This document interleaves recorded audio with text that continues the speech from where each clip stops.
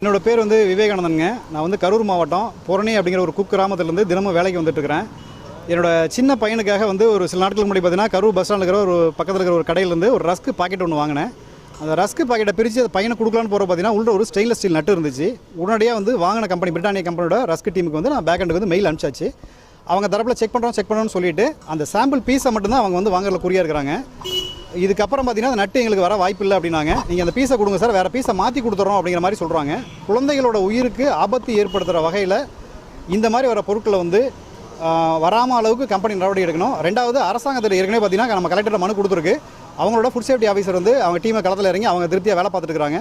So இதுக்கு வந்து உடனடியாக சொல்யூஷன் வந்து எல்லா பக்கம் தான் நடவடிக்கை எடுத்து அந்த நிறுவனம் தவறு நடந்திருக்கு, கண்டிப்பாக நடந்திருக்கு, அதில் மாற்றம் இல்லை. ஏன்னா இப்போ இந்த இவ்வளோ பெரிய நட்டு வந்து இதை தாண்டி எவ்வளோ சென்சார் தாண்டி வெளியே வருதுன்னா ஒரு சின்ன குழந்தையோட உயிருக்கு ஆபத்து ஏற்பட வகையில் இனிமேல் யாருமே இந்த வேலையை செய்ய பயப்படுற அளவுக்கு ஒரு கடுமையான தண்டனை வந்து அந்த நிறுவனத்தின் மேலே நடவடிக்கை எடுத்து அரசாங்கம் வந்து வழங்கணும். இனி வரும் காலங்களில் இந்த மாதிரி பொருட்கள் யாரும் உற்பத்தி பண்ணுறதுக்கே பயப்படணும். ஒரு 10 வயசுக்கு உள்ளே வந்து குழந்தைகள் சாப்பிடலாம், இது குழந்தைகள் சாப்பிடக்கூடாது அப்படிங்கிற மாதிரி பேக்கிங்லேயே பிரிண்ட் ஆகி வரணும். பிரிண்ட் ஆகி வந்துச்சுன்னா எங்களை மாதிரி குழந்தைகளுக்கு இது வாங்கி கொடுக்குற தீனியில் இன்னும் கொஞ்சம் சந்தோஷப்படுவாங்க. ஏன்னா பெரியவங்க சாப்பிட்ற தீனியும் ஒன்று தான், சின்னவங்க சாப்பிட்ற தீனியும் ஒன்று தான். ஸோ வந்து குழந்தைகளுக்கான தீனி வந்து இன்னும் ரொம்ப கடுமையாக வந்து அந்த இது திட்டங்களை வந்து கடுமையாக்கி, சட்டங்களை கடுமையாக்கி பொருட்கள் வந்து தெளிவாக வந்து குழந்தைகளுக்குன்னா பாதுகாப்போடு உற்பத்தியாகி வெளியே வரணும். இதுதான் என்னோடய கோரிக்கை.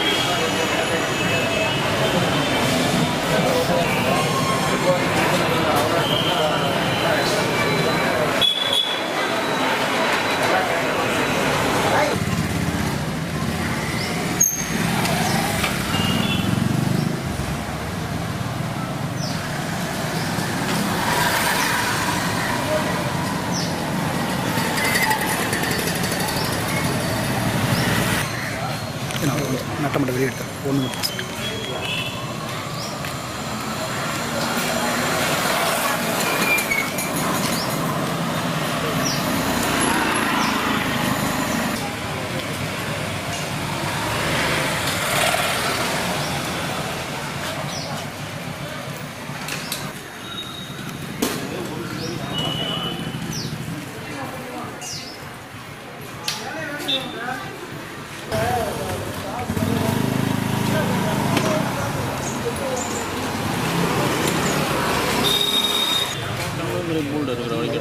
எனக்கு 2 வருஷம் எவ்வளோ உஷாராக வேலை பார்த்துருக்கேன். பக்கத்துலண்ணா ப்ரொடக்ஷன் வந்து மதுரை. எனக்கு இவர் பாக்கெட்டுக்குள்ள இருக்கு, இவர் விற்கிற என்ன பாவம்.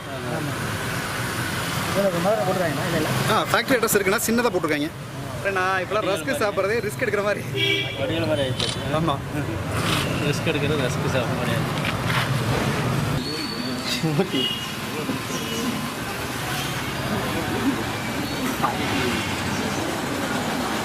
அண்ணா என் நம்பர் இருக்குல்ல, அப்படியே போடுற வீடியோ அப்படியே எனக்கு யூடியூப் ஷேர் பண்ணிவிட்டு அவரோட சேர்த்து அவர்